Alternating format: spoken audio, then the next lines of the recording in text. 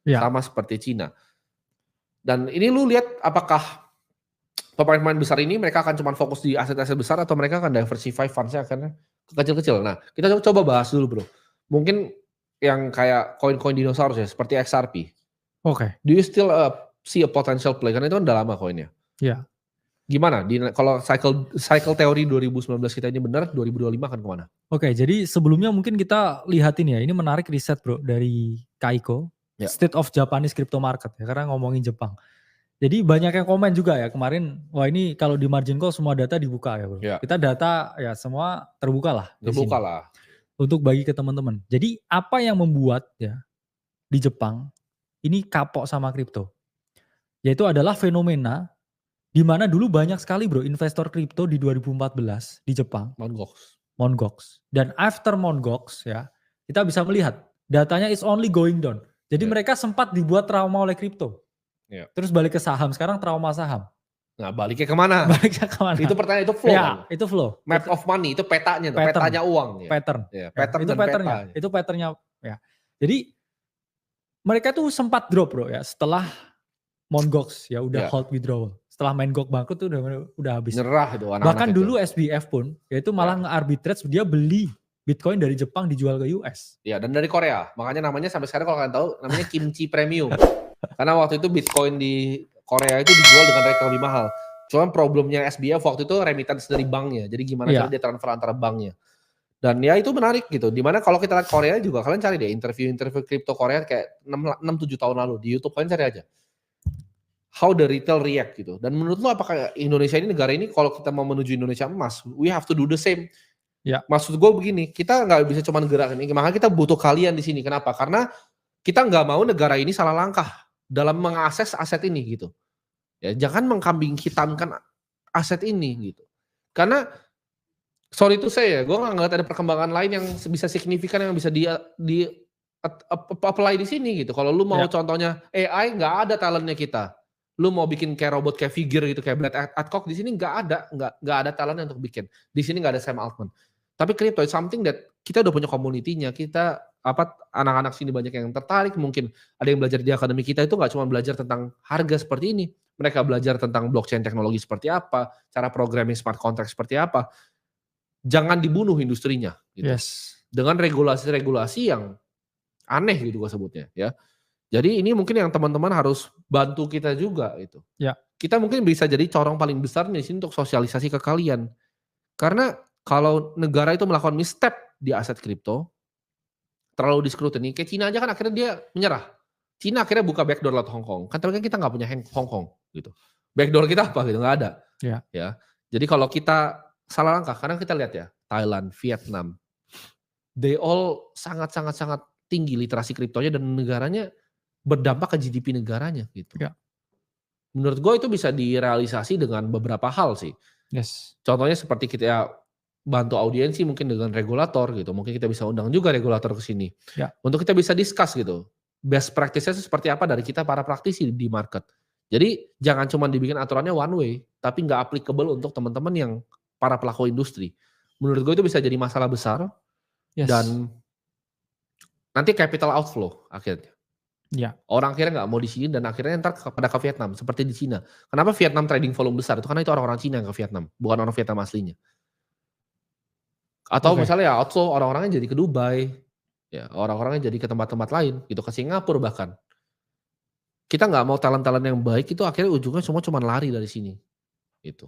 Kalau lu lihat problem itu seperti apa, bro?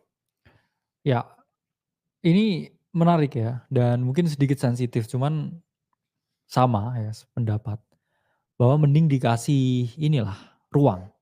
Karena para pengguna kripto di Indonesia atau di luar negeri itu terlalu banyak untuk diabaikan. Dan sebenarnya kripto pun juga bukan industri yang berdampak negatif kok ke yang lain. Ini pun bisa bersinergi ke semuanya. Karena kalau kita ngomongin kripto as a blockchain, itu teknologi yang dibutuhkan semua aset kelas ya. Bahkan di Amerika ya, blockchain dan juga stock marketnya udah kawin bro. Ya itu yang sebenarnya harusnya ya terjadi di banyak negara. Di mana prediktif harga itu udah menggunakan AI on blockchain, kuantitatif di sana juga udah menggunakan blockchain. ya kapan ya kita mulai ke arah sana? Jangan karena tidak adanya ya, saya bilang jembatan yang jelas untuk menghubungkan ini. Ya kita jadinya kayak zaman dulu bro, orang yang ke sekolah itu harus ngelewatin sungai dulu ya. Oh, harus lewat sungai dulu Harus sekolah lewat ya. sungai dulu. Ya jadi jangan seperti itu, yang mending kita bangun playgroundnya ya. Supaya apa? Ya supaya kita bisa melihat ya Indonesia emas ini dengan Menjadi kripto kenyataan karena ya. jumlah anak muda jangan diskreditkan anak muda yang mau belajar ini. Ya, Karena negara itu dirubah sama anak muda ya. Lu kasih gua berapa? 10 orang hebat tuh kita bisa guncangkan Indonesia. ya, Jadi 20 juta orang tuh bukan angka yang main-main. Ya. Itu 10% dari penduduk negara kita. yes. Kalau itu 20 juta orang itu mau diasingkan, ya kita akan fight paling depan di sini. Gue kan ngomong itu, kita akan fight paling depan. Karena lu mau asingkan 20 juta orang ke tempat lain, ya might as well nggak ada generasi muda gitu di negara ini. Kalau cuman mau pakai apa style old way lah gue sebutnya. Yes. Birokrasi tua seperti itu mau kemana gitu negara ini? Mau Ya, maju kemana negara ini? Dan gue sih ngerasa gini, yang kita mau lakukan di sini nggak ada yang lain tujuannya kecuali mengedukasi masyarakat, kecuali bikin baik ke kalian gitu. Dan gue yakin kalian di sini yang nonton udah dapat banyak manfaatnya. Tapi kalau misalnya sesuatu yang progresif itu selalu ditolak, ya kita bisa apa? ya, Gitu. Ya gue mending pack our bags ini, kamera ini gue jual semua, gue trading sama dia aja kayak orang egois gitu. Gue gak usah pernah ketemu kalian lagi gitu. Karena gue dengan begini gue meresikokan diri gue sendiri dan diri dia. ya, Kita meresikokan semuanya, kalian jangan anggap ini sepele ini. Apa yang kita lakukan di sini itu kita meresikokan kita sendiri untuk masih berada di sini. Terus kalau masih ada yang suka bilang, oh dia cuma mau ini buat begini. Kalian nggak tahu kita tuh yang ngebela industri ini paling depan sekarang. Ya, kita ngebela industri paling depan. Kalian mungkin ngerasa lucu gitu, oh kalau ini begini. Itu kalian semua akan kena dampaknya nanti. Kalian cuma nggak tahu aja gitu. Jadi tolong kita bisa kondusif bareng ya untuk di industri ini. Karena kita masih mau lihat, kita berdua masih pengen lihat masa depan di ya, industri ini. Kalau kalian nggak pengen lihat masa depan industri silakan gitu. Ya kita tinggal jual kamera, gue bilang tadi kita udah gitu. ya. Udahan. Buat apa bikin media kan? Kalau fungsinya namanya akademi kan. Iya, Nama channel akademi gitu. Kita mau edukasi, tapi kalau edukasi dianggap sebagai ya cuma dicari-cari begitu, kesalahannya kan mending gua bagus trading aja ya kan. ya. Itu pun kalau gua masih mau di sini. Kalau kita mau tiba-tiba pakai bahasa Inggris terus nggak mau pedulin kalian lagi gimana? Kita ada opsinya kan bro. Dan kalian tahu nggak banyak sekali yang akan welcome kita di global. Jadi kalau kalian mau another Indonesian talent go away ya lakukan seperti yang dilakukan terus menerus gitu, dan nggak akan ada, lupain aja gue rasa Indonesia Emas 2045 gitu. Lo ada saran nggak bro untuk itu? Ya jelas inilah apa, ya ini industrinya lagi berkembang, bahkan bukan berkembang, ya malah kita lihat Kemunduran sih gue liatnya. di US pun calon presidennya kan mengusung apa kripto ya Iya. sebagai strategic reserve ya, pengembangan dan lain sebagainya. Ya kita harus merespon dengan hal yang sama ya bro, dengan nada yang sama, dengan bukan hanya sukacita ya, tapi para pelakunya juga diberikan ini Ruang lah. ruang ya untuk bisa mengekspresikan apa yang harus diekspresikan, karena Iya. baik buruk itu juga sebenarnya relatif ya untuk semua orang.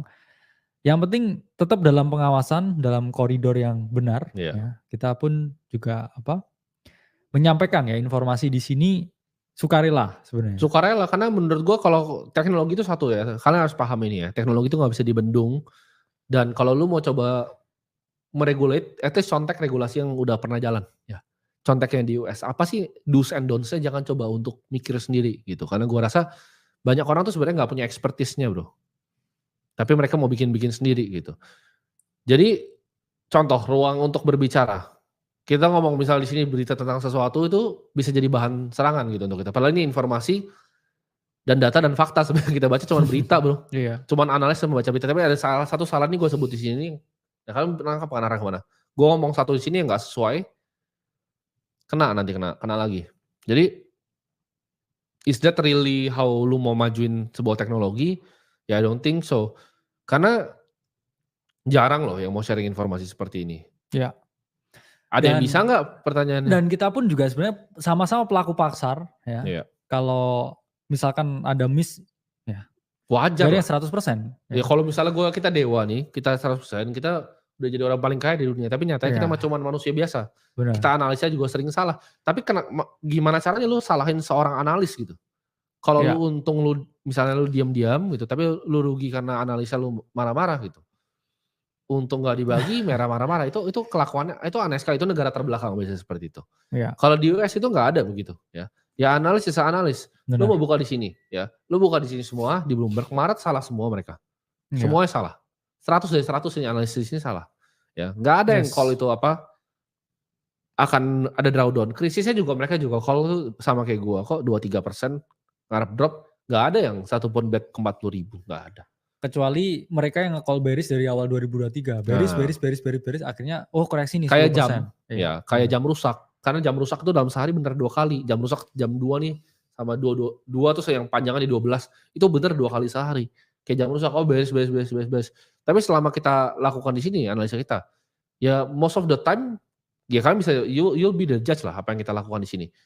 Nah, orang-orang yang mungkin nggak suka dengan apa yang kita lakukan karena mungkin merasa ya jadi kalian jadi nggak mau dengerin orang yang lain ya karena itu bukan salah kita. Kita cuma sajikan informasi yang terbaik Iya, dengan kualitas yang terbaik karena kita pelaku market yang iseng aja bikin media seperti ini. benar. Ini semua cuma iseng dan we can shut this down anytime we want gitu. Dan Iya, kemarin udah terbukti kan ya udah kita bilang udah nggak usah lah kayak begini. Repot dipermasalahin terus ya kan. Kami bingung kenapa itu karena kita ngerasa dipermasalahin repot ya. Udah nggak usah ada dulu. Terus kan cari, oh bang please please please. Udah kita resikokan lagi nih.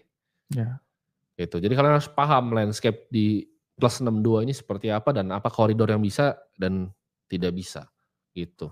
Jadi gua harap mungkin untuk teman-teman di sini yang nonton atau mungkin ada yang di regulasi reach out lah ke kita. Gitu. Jangan bikin semuanya sepihak gitu karena gua rasa itu akan trigger capital outflow yang like this country never seen before. Dan kalau mau di-decide di crackdown seperti itu, Indonesia Emas 2045 akan terkesan seperti mimpi ya Bro. iya. Ya mungkin karena ini apa, saya bilang karena teknologinya baru jadi belum ada titik temunya, tapi nanti ya insya Allah lah ya Iya, dalam ya biarkan waktu yang menjawab, nanti pasti selalu ada titik temu Bro, antara para pelaku pasar, ya para regulator, dan juga para stakeholder lain ya. iya, Misalkan yang punya lapak ya tentang platform jual beli dan lain sebagainya. Ini kan semua nanti akan endingnya bersinergi ya iya, dan setuju. bisa memperoleh keuntungan ya, jadi bukan hanya keuntungan tapi juga perkembangan yang positif ya untuk Indonesia yang lebih baik itu. Iya, saya sangat sangat sangat sangat setuju. Balik lagi Bro ke Ya, XRP. Where do oke. you see the market XRP? XRP ini chart yang menarik ya karena ini sebenarnya long consolidation ya Ya, dari Juni 2022. Yang lain bull market ya, tapi XRP ini diam-diam sendiri. Dan bahkan kita pun nggak lihat ya peak harganya lagi di 1,65. Kita juga lihat ATH-nya di 3 di 2018. Ini nggak pernah terjenguk ya. Tapi ini trade yang saya lihat sangat menunggu ya ya, dengan adanya positif news ya. Kalau misalkan tiba-tiba ya BlackRock applying ya buat ETF-nya XRP, ya ini bakal pumping ya. Saya paling juga pumping ke 0,8. Atau kalau misalkan menang ya, full, kemarin kan baru partial dari ya, SEC, itu paling juga nge-pump 30%, tapi that's it. Karena as a teknologi dengan FDV yang udah terlalu gede ya XRP, ya, orang pun juga males ini kayaknya buat apa ya dinosaurus ini. Karena kan sekarang ya smart money lihatnya ke Solana ya. ya, Ada yang betting ke ETH tapi juga belum kenapa-napa ya. Begitupun juga semua yang di ekosistem Ethereum juga belum gerak kemana-mana ya. Itulah mengapa pentingnya satu nggak pernah all in, dua selalu well diversified, tiga selalu ya gunakan uang dingin dan expect less di market. ya, Kenapa? Yang membuat kita sedih itu sebenarnya bukan analisa kita yang salah ya atau kita salah lihat market, tapi ekspektasi kita yang terlalu tinggi. Karena apa? Ketika kita memperoleh kekayaan ya, misalkan dari portonya naik nih. Kok saya nggak happy-happy aja ya? Ya jelas karena ekspektasimu naik. Ya, portomu dari 100 juta jadi 200 juta kamu mikir 1 M. ya, Ya jelas kamu nggak happy dengan 200 juta. Tapi kalau kamu naik ke 100 juta jadi 200 juta, tapi kamu cuman expect-nya naik 150 juta, kamu akan happy, Iya. ya. Karena ada exit of expectation ya yang kamu miliki ya dibandingkan dengan ya kamu terlalu berharap terlalu tinggi. Ya jangan berharap terlalu tinggi, ambil aksi yang proven ya, tapi terus konsisten.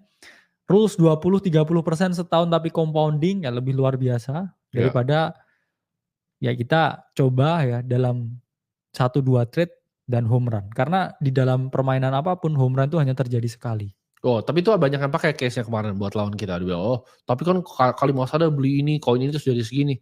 Ya dari berapa persen portofolio kan sebenarnya. Nah, itu pertanyaan dari berapa persen Ya, portofolio satu. Emang kalian tahu total portfolionya berapa? ya. Kalau dari angka segini jadi segini, kalian tahu total portfolio berapa? Tahu itu berapa persen kenaikan di portfolionya? Kan enggak. Iya, bahkan Ya, dulu banyak yang di-highlight ya, oh Kalimas ada kayaknya dari meme coin, ya, ya, dari Shiba Inu. Nggak bisa jadi total ukur. Ya saya beli Shiba Inu itu cuma $100 itu pun dari berapa portofolio yang saya punya. Berarti kan saya dapat big win dari satu play, itu dari sepersekian persen saya punya portofolio yang gedenya segini. Bukan semua uang saya cuma punya satu, saya harap ini naik, itu enggak. Ya. Itu banyak pun kalahnya juga kan? ya itu pun dengan well diversified ya strategi dan juga ada luck-nya. Tapi saya juga nggak merisikokan semua dalam satu trade itu. Kalau saya merisikokan itu semua dalam satu trade, ya mungkin saya teriak-teriak di YouTube komennya Aceh bro. Bilang Oh, ini saya rugi nih karena ini kan ya, itu tadi ya. Kita harus melihat dari perspektif jangka panjang. Dari segini berapa yang saya risikokan untuk dapat segini? ya, Oke segini. Dari segini berapa yang saya risikokan untuk dapat segini? Ya kalau nggak mau pusing duitnya segitu banyak, ya ikut borong Bitcoin aja. ya, sederhana. Sederhana. Oh saya punya gaji 20 juta bang. Ya 10 juta setiap bulan misalkan disisihkan buat investasi Bitcoin dari sekarang Ya, sampai ya 2 tahun ke depan dan kita lihat hasilnya mungkin seperti ini dan endingnya juga pasti lebih positif daripada kita coba untuk ya bro timing the market ya. Timing market nggak masalah. ya, Cuman dengan berapa persen portofolio yang kita punya. Jangan kita timing the market tapi dengan 100% portofolio yang kita punya. ya. Ya yang ada justru drawdown-nya lebih besar, ya kita panik lihat satu pukulan yang gede di portofolio, karena ketika Setuju. masuk semua nggak ada sisa powder yang bisa dituangkan, ya kalau ini udah kegerus ya jadinya tambah kecil segini, kegerus lagi segini, sementara kamu nggak bisa powder buat nebar, dan average-mu juga nggak bagus, ya akhirnya berabe kalau gitu ya. Ya, Bingung cari teman bisnis? Gabung aja ke grup WhatsApp kami. Di sana Anda bisa berinteraksi dengan banyak sekali orang yang memiliki tujuan yang sama dengan Anda, yakni financial freedom. Wah, berarti bisa memperluas relasi dong. Bener banget. Tunggu apa lagi? Join sekarang. Kami tunggu kehadirannya di grup kami ya.